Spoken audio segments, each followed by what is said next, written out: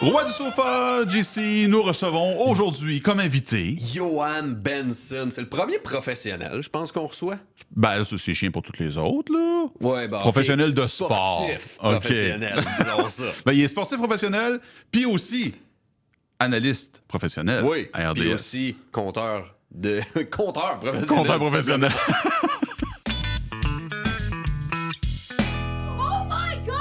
Les réactions exagérées, Michel, ta réaction va faire peut-être plaisir aux partisans montréalais? Ouais, ben ma réaction exagérée, là, c'est pas compliqué, c'est juste les Maple Leafs. Oh. Non, c'est chiant. Mais, tu sais, ça va mal pour eux autres. Puis là, il n'y a plus personne qui va vouloir aller jouer là. Oublie ça, à Toronto, là, tout le monde pointe du doigt tout le monde maintenant. Ouais. C'est de la faute à lui, c'est de la faute à ci, c'est de la faute à ça. C'est la faute aux médias, c'est la faute aux partisans, c'est la faute aux joueurs. Ben, tu sais, les partisans qui ont lancé les chandails sur la glace, honnêtement, c'était pas fort. Là. Je comprends qu'ils étaient fâchés, puis je comprends qu'ils étaient déçus. C'est beaucoup de sous. Oui, pour s'acheter un billet, puis pour lancer un chandail. Mais, tu sais, là, tout le monde pointe du doigt Mitch Marner. Ouais. Tu sais, là, t'as Austin Matthews, OK, ouais, lui, moi, il a fait 70 buts quasiment l'année passée, là, OK. Après ça, Nylander, il n'y a pas tant de monde qui pointe du doigt Nylander, mais... Non, mais je trouve avec raison, parce qu'il était pas pire cette année, et surtout quand Matthews n'était pas là. C'est ça, mais en série, j'ai vu un de ses chiffres un moment donné, il a juste dompé la puck dans le fond, puis il s'est laissé glisser pour retourner au banc. C'était vraiment... C'est déplorable. Tavares, OK, oui, il est payé cher, puis tout le monde pointe du doigt aussi. Mais Mitch Marner, là, pauvre gars, pauvre lui, c'est pas de sa faute. C'est de la faute de plein de gens, de plein de circonstances, mais c'est pas juste lui, là. Faut pas pinpointer Mitch Marner. C'est pas juste de sa faute. Il y a une partie du blâme, c'est sûr, mais c'est pas juste de sa faute. Puis tu sais, quand la séquence qu'on le voit qui gueule au banc des joueurs, là, wake up, puis tu sais, il est fâché. Mais là, il y a plein de monde qui le détruit, ses médias sociaux. Toi, t'étais où pour dire aux autres de te réveiller? Ben, il était là pareil. Puis c'était le seul qui s'est dit de se réveiller. On n'a pas vu Matthews se fâcher. On n'a pas vu aucune autre personne se fâcher. Peut-être le coach Craig Berube. Mais là, de dire... Marner, c'est de ta faute. Moi, honnêtement, je pense que c'est ça ma réaction exagérée. C'est que c'est pas de la faute de Mitch Marner. C'est pas juste lui. C'est pas juste lui. Puis ça me fâche de voir à quel point ce gars-là, mentalement, ça doit pas être le fun. Là. Tout le monde dit « Ah, il a pas voulu signer à Toronto parce qu'il veut saigner l'équipe, puis 14 millions. » C'est juste qu'il veut partir. C'est juste qu'il veut s'en aller. Puis il a refusé un échange. Ouais, c'est parce que, mettons que t'es Mitch Marner, là, puis tu te fais échanger à une autre équipe, là, tu sais que l'autre équipe va s'affaiblir pour aller te chercher. Fait que quand t'es joueur autonome, l'autre équipe, elle s'affaiblit pas. Elle fait juste te rajouter. Puis j'en reviens pas à quel point... Puis en même temps, une parenthèse, pas tout le monde qui veut aller jouer en Caroline. Là. C'est la grosse rumeur qu'il avait été échangé en Caroline pour... Rantanen, je pense, dans le temps, qui voulait reflipper Rantanen. Mais là, Marner, là, j'ai regardé ses stats, tu sais, en carrière, là, il a 63 points en 70 matchs de série. C'est quand même pas pire. Il a fait plein de points en première ronde contre les Sénateurs. Il a fait 5 points en 7 matchs contre les Panthers de Floride. Tu t'attends à ce qu'il fasse plus qu'un point par match parce que c'est ça qu'il fait en saison régulière. Mais en saison régulière, il affronte des équipes comme Chicago 2 fois par année. C'est normal qu'il fasse plus de points. Là, il affronte une des meilleures équipes de la Ligue. Qui ont des films sur lui et qui savent comment le défendre. Là, exact. Qui savent quoi faire contre ce gars-là. Puis, tu sais, à la confrontation des 4 nations, Mitch Marner, là, c'est pas lui qui traînait l'équipe. Non. Il était là. Il était utile. Il a fait un but gagnant. Il est tout là. Il était pas... C'était pas lui qui devait traîner l'équipe. C'est ça. Il a pas été ultra wow, outre mesure, mais il a été un bon joueur. C'est juste... Là, s'il quitte Toronto, il va devenir quand Toronto, même la face de où est-ce qu'il va aller. Oui, non. Mettons, il signe à Chicago, là. Il va avoir, Connor Bedard, mais ça va être un monstre à deux têtes, Connor Bedard, Mitch Marner. S'il va à San Jose, s'il va à Détroit, s'il va... Tu sais, ça va être... Puis s'il vient à Montréal? Je pense pas qu'il vienne à Montréal. Moi non plus, je pense pas. S'il y a beaucoup de pression à Toronto, il va en avoir peut-être un peu moins à Montréal. Oui, parce que ce qu'il faut savoir avec Mitch Marner aussi, c'est que c'est un gars de là-bas. C'est comme si on mettait un Québécois hyper talentueux, repêché dans le top 5 à Montréal. Les gens vont avoir des attentes démesurées envers ce gars-là et attendre qu'il remplit souvent en saison régulière. C'est bien les séries que c'est plus difficile, mais... C'est sûr que lui, ça l'a écœuré d'être là-bas. Puis la pression était énorme parce que c'est un kid de là-bas qui veut bien faire, que son rêve, c'était de jouer pour les Maple Leafs. Puis là, ben, son rêve, honnêtement, c'est devenu un cauchemar. Là. Mais c'est exactement ça. C'est rendu un cauchemar pour lui de vivre là, d'être là-bas. Puis je vois pas comment il pourrait continuer à être là. Mais à Montréal, moi, j'aimerais ça. Je pense pas, tu sais... Il signera pas à Montréal, on s'entend. Non, il signera pas. Mais on sait jamais. Mais c'est sûr que tu améliores ton équipe en mettant un Mitch Marner. Peu importe l'équipe que t'es. Là. C'est clair. C'est sûr que tu améliores ton équipe. Puis que je vois les partisans des Canadiens dire il serait pas bon avec l'équipe ou il y en a qui disent ça. L'équipe. Non. Il y en a qui disent, je veux pas, j'en veux pas. Hey! J'en veux pas. Ça dépend au prix. Si tu le payes 15 millions de dollars... Non. Mais si tu réussis à l'avoir pour, je sais pas, moi, 12 même. Moi, je serais prêt à payer 12 millions parce que, tu sais, oui, t'as la hiérarchie salariale, mais on le sait, le plafond monte, puis... Mais oui, à 10, c'est un no-brainer. Ben oui. Puis je pense qu'il va avoir pas 14 millions, puis les gens de Toronto pensent qu'il veut avoir 14 millions. Ouais. Mais il veut juste plus être là. Non, c'est ça. Je pense honnêtement qu'il va signer un contrat à 13 millions. Puis moi, les destinations que j'ai vraiment en tête, c'est Chicago. Utah. Puis c'est Utah, mais les Red Wings de Détroit. Moi, je pense que Steve Yzerman pourrait virer sur le top puis essayer d'aller le chercher. Ah ouais? Ouais. Ben, mettons un Larkin, Marner pourrait être pas mauvais. C'est pas si loin en plus, Détroit-Toronto. Non, c'est ça. Mais je sais pas à quel point là, ça se ferait. Mais moi, j'ai le feeling que Steve Yzerman va essayer de faire un dernier gros coup avant de se faire congédier, puis il va aller chercher ce gars-là. Il y aurait peut-être des calculs de masse salariale à faire, mais ça se fait.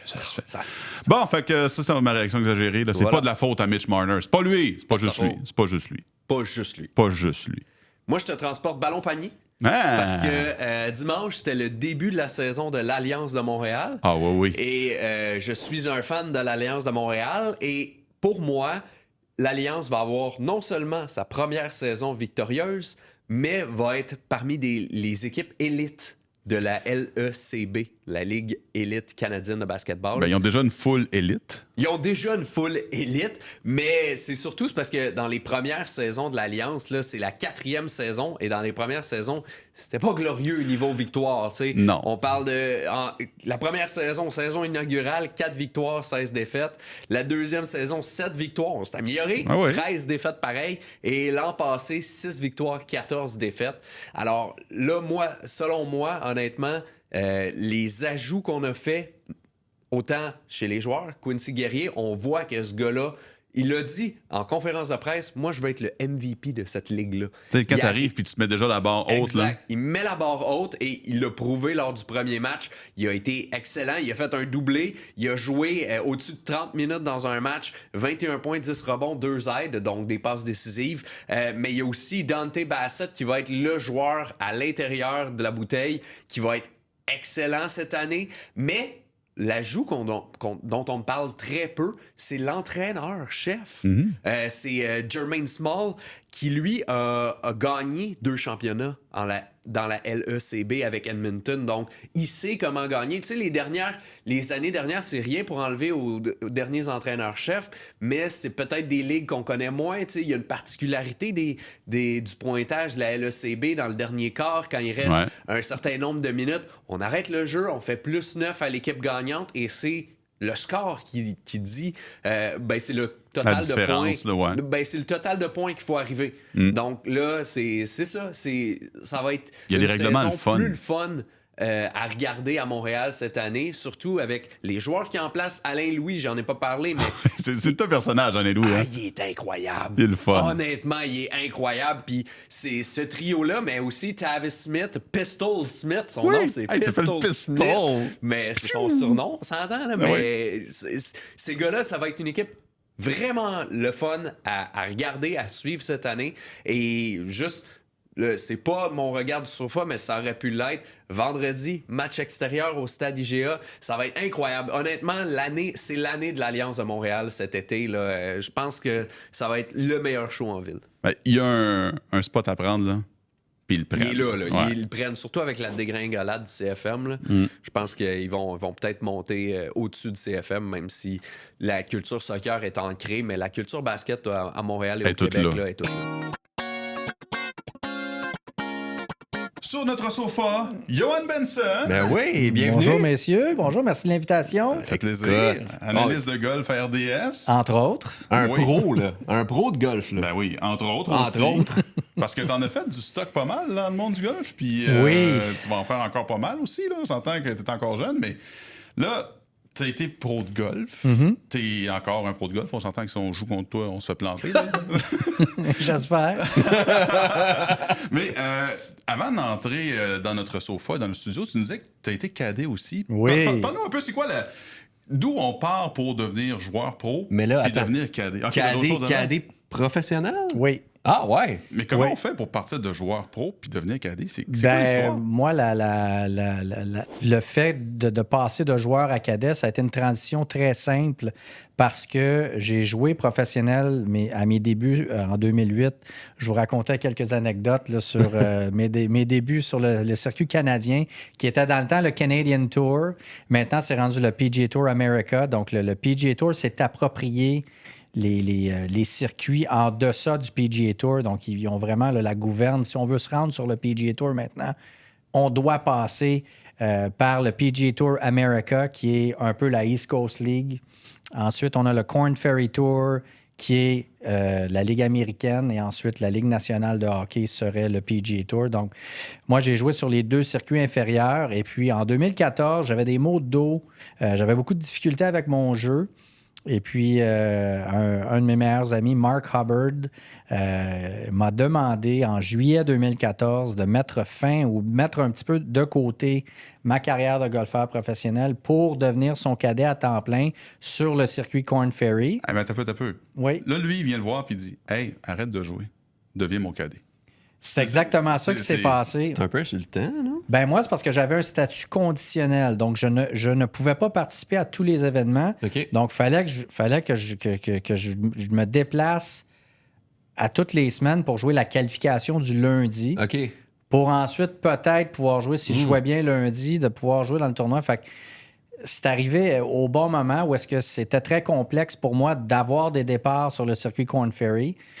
Donc, quand Marc m'a offert le poste de cadet, ça a été un super changement. Marc, c'est pas quelqu'un qui est hyper organisé.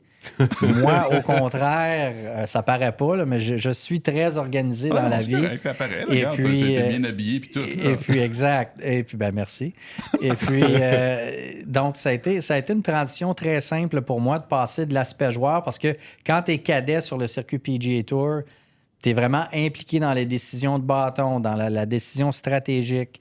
Je vous dirais que quand ton joueur est au sommet de son art, quand ça va très bien, tu fais juste transporter le sac. Mais c'est les journées où ça va moins bien que tu peux vraiment sauver des coups à ton golfeur, lui faire prendre des meilleures décisions. Parce que si tu lui fais sauver 1 ou 2 coups par ronde, mais ça peut être des milliers ou voire des centaines de milliers de dollars à la fin de la semaine. Donc. Wow. Puis quand on est cadet, qu'est-ce que tu as vu de différent que quand tu étais joueur, quand tu as été cadet de Marc? Mon stage comme cadet et maintenant comme personne des médias qui côtoie l'élite d'une façon très quotidienne. Je suis souvent avec les gars du PGA Tour. Moi, ce qui m'a ouvert le plus les yeux, c'est de voir qu'ils sont pas parfaits, ces gars-là. J'ai tellement vu de mauvais coups, de coulettes en bon québécois, des meilleurs au monde, mais ça, là, c'est la chose, les jeunes qui nous écoutent, qui veulent graviter ou qui veulent arriver à un haut niveau, la chose la plus difficile à acquérir, c'est le sentiment d'appartenance. Tant aussi longtemps que tu ne penses pas que tu appartiens à l'élite, tu ne feras rien de bon. Je joue moins maintenant, mais je suis un meilleur joueur que quand je jouais à temps plein parce que je le sais que je ne suis pas obligé d'être parfait. J'ai tellement vu de mauvais coups, mais c'est de la façon dont ils se reprennent, c'est de la façon dont ils passent au-dessus d'un obstacle. Ça m'a vraiment marqué. Et donc, tu sais, si j'avais un conseil, les jeunes golfeurs qui veulent jouer professionnel, tout ça, tu sais, votre jeu va vous amener jusqu'au sommet. Il ne faut pas essayer de tout changer l'équipement, changer de coach, changer tout ça. C'est vraiment... c'est pas obligé d'être parfait, puis ça peut fonctionner. Là. Mais là, tu parles... Tu as côtoyé et tu côtoies encore des professionnels. As-tu déjà joué avec des noms très connus? Ben oui. Comme qui? Ben, j'ai joué sur le Korn Ferry Tour avec Justin Thomas. J'ai joué tous les joueurs canadiens. Nick Taylor, Adam Hadwin, un autre joueur qui jouait avec nous sur le circuit canadien, Tony Finau, qui est une grande vedette maintenant.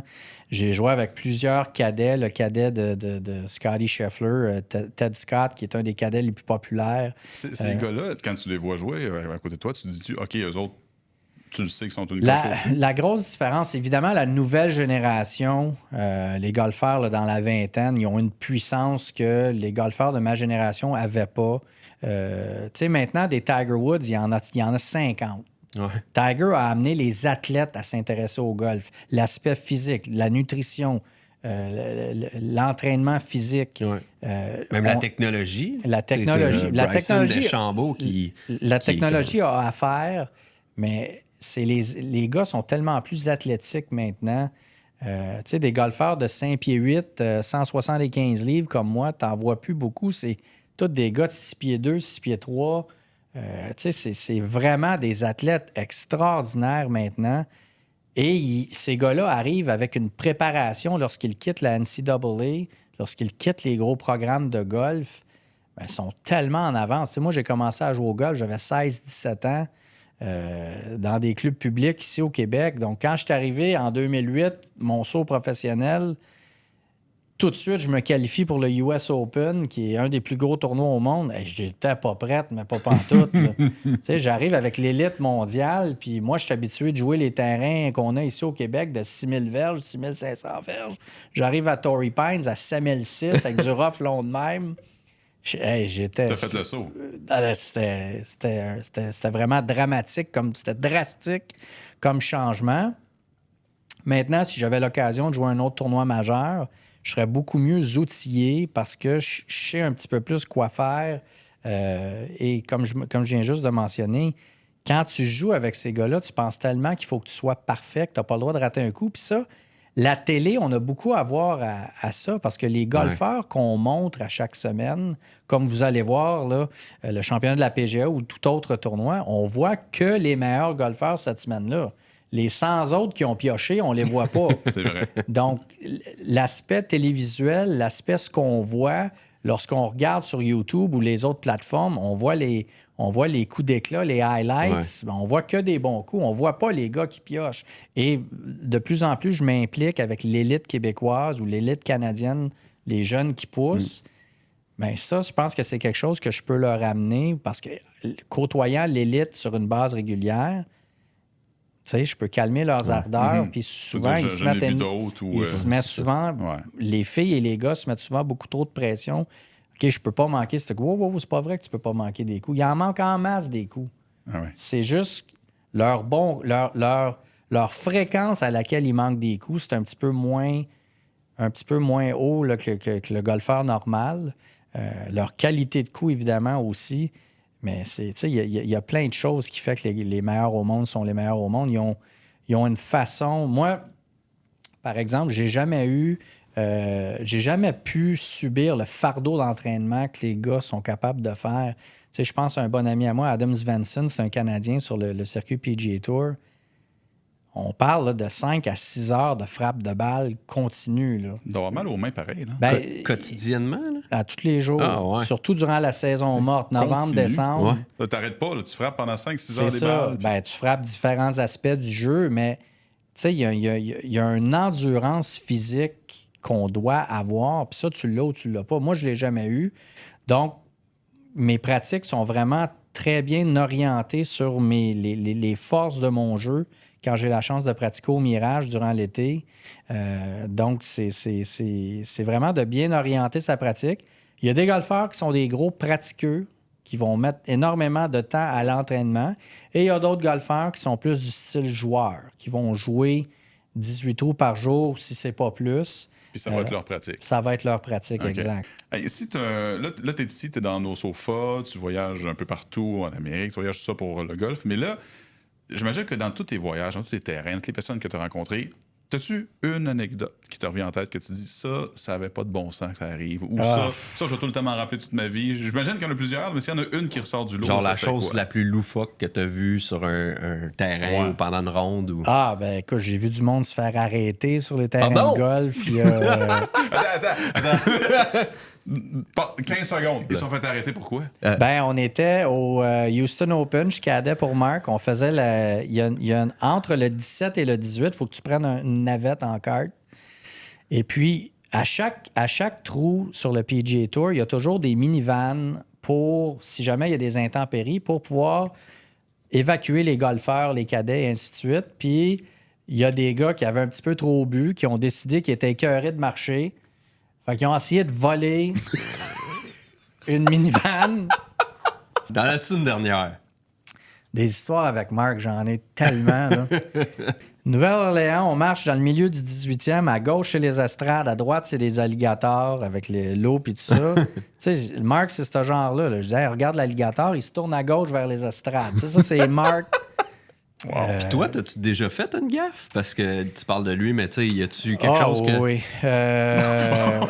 Le soupir disait... Oui, ben moi, dans ma... Tu sais, je vous ai conté un petit peu hors d'onde, à cause que j'avais essayé de jouer un tour sur le circuit canadien avec mon partenaire de Pro-Am, on avait acheté des boîtes de savon, on avait mis ça dans les fontaines à l'arrière du clubhouse. Puis écoute, c'était le soir, puis il y avait des bulles. Avec la bulle. Oui, mais c'est parce qu'il y avait un show de lumière dans l'eau. Oh boy, ça devait être... Fait qu'avec les bulles, c'était extraordinaire, mais je sais pas comment ils ont fait pour savoir si c'était moi. Fait que je me suis fait taper ses doigts. Puis à cause de ça, il a fallu que je commence à faire des entrevues médiatiques parce que sur le Canadian Tour, dans le temps, j'étais le seul Québécois, mais j'étais le seul bilingue. Fait que quand on allait à Winnipeg, il y a une station français-anglais de radio ou de télévision, Radio-Can. Fait qu'il fallait que je fasse les entrevues. Au lieu d'envoyer 2 personnes, il m'envoyait moi, étant donné que j'étais bilingue. Fait que c'était un petit peu, à cause que j'étais un cave, c'était un petit peu... ta punition tes débuts dans les médias. Parce que t'as mis du savon dans une fontaine, ta punition, c'était de faire des entrevues dans les médias. Et finalement, tu te retrouves ici. Hey, Johan, merci beaucoup d'être venu dans nos sofas. Continue à suivre sur RDS. Et t'as des réseaux sociaux que t'actives beaucoup, là, que tu entretiens beaucoup. Facebook, Instagram, Johan.Benson sur Instagram. Ce que vous allez voir, c'est les joueurs, leur élan. J'ai un bidule aussi que j'appelle le shot tracer qui met une ligne qui trace la balle. Des conversations avec les joueurs, ce qu'ils font durant leur préparation. C'est juste des choses comme ça que j'aime partager sur ma page Facebook et Instagram. Merci, Johan. Ça fait plaisir. Merci de m'avoir reçu. Michel, ta première nouvelle insolite, t'as de l'air comme un enfant là, avec ta nouvelle, tu ris, tu ricanes. Qu'est-ce qui se passe? Ben, tu sais, quand les Maple Leafs ont été éliminés. Oui. Okay? Là, j'étais chez nous dans mon salon, puis je regardais la game, puis là, je regardais un peu les commentaires d'après-match, puis je me suis dit, hey, je vais aller écouter la radio de Toronto, voir. Oh boy. Je me suis dit, il y a sûrement des lignes ouvertes. Ça va être spectaculaire. Oh non. Fait que là, je suis allé sur mon application, je suis allé voir TSN 1050 sur iHeartRadio. Puis là, j'ai écouté ça, puis je suis tombé sur la fin d'une phrase. Puis c'était pas des lignes ouvertes, là, c'est un animateur qui parlait. Puis tu sais, comme genre, après la pause, on s'en reparle. La pause part. Première affaire que j'entends, c'est « Enfin, les Maple Leafs sont champions de la... » Oh non. Puis là, il y a un silence. Ils se sont trompés de piton. Ou se sont trompés de pub, ou de numéro de pub, mais c'est pas ça ma nouvelle insolite. Tu sais, ça a duré 4 secondes. Tu sais, je suis comme « Hein? » Puis là, il y a un silence, je me dis « Oh, il y a quelqu'un qui panique à la station. Ouais. Ils partent l'autre pub. Et l'autre pub, c'est encore la même grosse voix qui part. Puis je l'ai traduit, là, je vais vous le lire. Là. C'est le meilleur concours de l'histoire de l'humanité. OK. Écoute bien ça. Ça s'appelle Leaf of Absence. A leaf of absence. Comme Leaf, Maple Leaf, mais Leaves, genre une raison d'être absent. Ça dit, c'est arrivé encore une fois. Chaque année, on espère que ce soit différent, que les Maple Leafs soient différents, mais non. Nous voilà épuisés, défaits, déprimés. Vous avez besoin de quitter la ville pour vous éloigner de votre situation? TSN 1050 vous offre l'occasion de le faire. Nous vous envoyons, vous et 3 de vos malheureux amis, jouer au golf pendant 2 jours avec 3 rondes de golf à Toronto, au Cobalt Beach. Suffit d'envoyer un message texte et de partager vos expériences déchirantes en tant que partisan des Maple Leafs. Fait que là, TSN organise un concours qui envoie des gens jouer au golf pendant que les Maple Leafs jouent au golf. Moi, là, je trouve ça magique. J'étais dans mon salon, j'en revenais pas. J'espérais que ça repasse encore. Je me disais, non, c'est une joke, là. Non, ils ont repassé un peu plusieurs fois, puis c'est sur leur site Internet, allez voir. C'est le meilleur concours de l'histoire de l'humanité. C'est à la limite malaisant. Ah, c'est incroyable. C'est quelle idée de génie. Bravo aux gens de TSN 1050 à Toronto. Félicitations. Hey, je veux rajouter une couche parce que j'en ai pas parlé tantôt. Tu veux-tu une autre statistique malaisante sur les Maple Leafs? Amène-en 10 000. Depuis le lockout, donc 2004-2005, les Maple Leafs ont gagné 2 rondes de série et les Sabres de Buffalo 4. Les Sabres de Buffalo n'ont pas participé aux séries dans les 14 dernières saisons. Fait que là, les Sabres ont gagné plus de rondes en série que les Maple Leafs. Depuis le lockout voyons de donc. 2004-2005. Arc! Oui. C'est bien pas beau! Oh non, pauvres autres! C'était pas ma nouvelle insolite, mais c'est très drôle. Yes. Mais c'est quoi ta nouvelle insolite? Ben, t'en as deux, mais ta première, c'est quoi? Mais on va commencer par le football. Parce que les équipes de la NFL ont annoncé leur calendrier comme ils le font à chaque année de façon assez originale. Ouais. Mais il y a aussi les preneurs au livre à Vegas qui ont annoncé les cotes de chaque match qui vient avec. Parce que eux autres, très d'avance, ils annoncent les cotes de chaque match. Et les Bills de Buffalo, selon les preneurs au livre, ne perdront pas un match cette saison. Ils sont favoris dans leurs 17 matchs. Les Bills de Buffalo. Et ils sont pas cassés la tête, ils ont du bois. Favoris. Tout le long. Mais ce qu'il faut savoir, c'est que les Bills de Buffalo, c'est pas la première fois qu'ils sont favoris dans 17 de leurs matchs. En 2022 aussi, il y avait 16 matchs à ce moment-là. Ouais. Ben, ils étaient favoris dans leurs 16 matchs. Et finalement, c'était terminé avec 13 victoires, 3 défaites. Ils se sont trompés juste 3 fois. Oui, ils se sont trompés juste 3 fois, mais ce qui est bon aussi à savoir, c'est que les preneurs au livre de Vegas, quand c'est une grosse équipe, là, comme les Bills vont affronter les Bengals, les Ravens, les Chiefs, les Eagles, mais quand c'est contre une équipe à domicile, puis c'est comme 50-50, ils vont toujours avantager l'équipe à domicile. Et c'est ça qui arrive cette année avec les Bills. Tous leurs gros matchs, c'est à Buffalo cette année. Et quand ils vont jouer à l'extérieur, il y a juste 2 équipes qui ont fait les éliminatoires l'année passée qui vont jouer contre Buffalo chez eux, à domicile. Fait que là, tu me dis que la NFL est en train de tricher pour que les Bills gagnent. Non. OK. C'est tout. OK, hey, moi, je te parle d'un sport qui est très, très, très populaire, mais qui n'a pas tant de monde qui se démarque. La natation. OK. La nage en eau libre, même. Wow. Il y a plein de monde qui s'en va nager dans les lacs cet été. Tout ça. La traversée du lac Saint-Jean. Exact. Mais là, moi, je te parle de Maya Marriage. Elle a 17 ans. Elle a fait la traversée du cours d'eau ou de l'eau entre les 2 îles de Nouvelle-Zélande. Ça s'appelle le détroit de Cook. C'est 43 km. Ow! À 17 ans. De nage. Fait que là, elle a fait ça le soir puis la nuit. Mais j'espère. Parce qu'il fait soleil puis elle voulait pas avoir un coup de soleil. Hein? Mais la fédération, comment ça s'appelle? La Marathon Swimmers Federation stipule que pour qu'une nage soit officiellement reconnue, faut que la personne nage en costume de bain, genre en costume de bain, là, pas en wetsuit.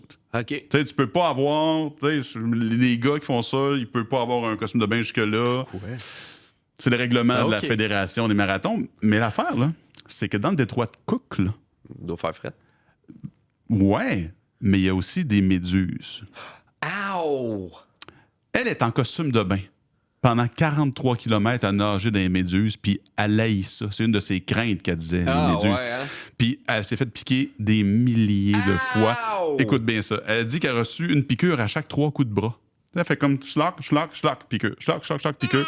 Elle en avait partout, ses oreilles. 3 km à faire! Elle avait ses oreilles, sur le nez, partout. Elle avait des petites lunettes, là, heureusement, là, mais les méduses ont piqué partout sur le corps. Ouch! Elle a quand même fini. Elle a quand même réussi à faire la traversée du détroit de Cook. Ben oui. Puis là, elle veut devenir la plus jeune à faire les plus grandes courses de marathon, de natation en eau libre au monde. Mais elle a fait, je pense, la plus tough, là. Ben là, il y a des méduses qui te piquent aux 2 secondes, là. Arc, pauvre elle. Mais elle a réussi. Ouais, elle a réussi. Maya Marriage, 17 ans. Bravo. Good job, mate. Solide, Maya. Solide. Ben oui. Moi, je t'amène en NBA. On retourne au basket. OK. Savais-tu qu'Anthony Davis, son nom est lié à la loterie de la NBA depuis vraiment longtemps? Ben, il n'y avait pas été un choix first pick overall. Il y avait été un choix first pick overall. On remonte en 2011. Chris Paul, qui est alors avec les Hornets de la Nouvelle-Orléans, c'était pas les Pelicans, c'était les Hornets. Ouais. On me suit? On me suit. Se fait échanger aux Clippers. Un an plus tard de cette grosse transaction-là, ben les Hornets, Pelicans obtiennent le tout premier choix, qui est Anthony Davis, comme tu l'as mentionné. Ensuite, Anthony Davis, quelques années plus tard, là, on s'entend, se fait échanger aux Lakers. Et les Pelicans, à ce moment-là, ne vont vraiment pas bien. Loterie, gagne le premier choix, repêche Zion Williamson. On poursuit l'épopée Anthony Davis. Anthony Davis se fait échanger des Lakers aux Mavs contre Luka Doncic. Les Mavs, premier choix. Donc, peut-être que la NBA est arrangée. Ou peut-être qu'Anthony Davis est vraiment bad lucky. C'est un lucky. C'est comme Taylor Hall il y a une couple d'années. Ouais, c'est vrai, ça arrivait ça aussi. Il se faisait échanger ou c'était lui le premier, le whisperer de premier choix, là, Anthony Davis. C'est le Taylor Hall de la NBA, mais un peu plus grand. Un peu beaucoup. L'événement est incroyable!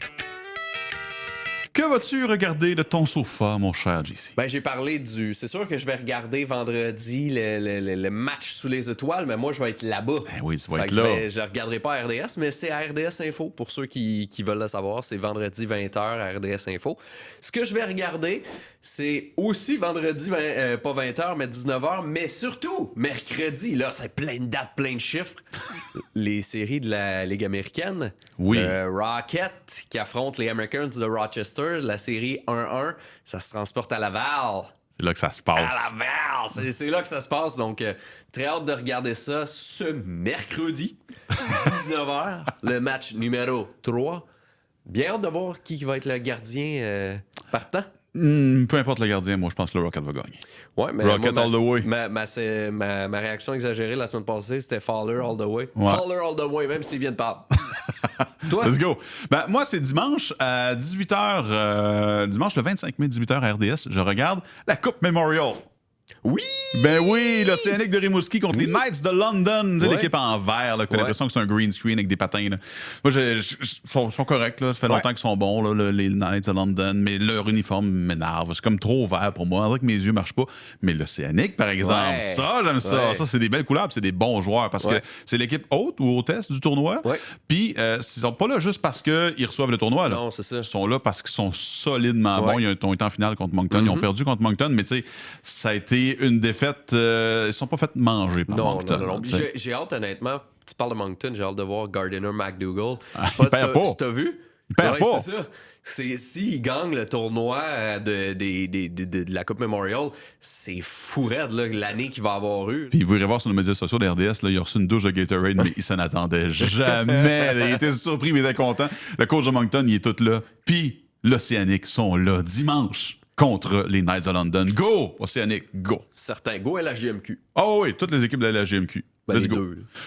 Go tout le monde sauf les autres. C'est correct, là? Oui. OK, j'aime ça. Merci, Michel. Je te ferai pas de douche de Gatorade, mais on va remercier. Merci à vous qui nous écoutent sur YouTube, qui nous regardent aussi sur YouTube, parce que selon Alexandre Tourigny, on est très beau à voir. Je suis d'accord avec lui. Ouais, je suis très d'accord avec lui. Et écoutez-nous, donnez-nous des commentaires, faites-nous allô. Allô?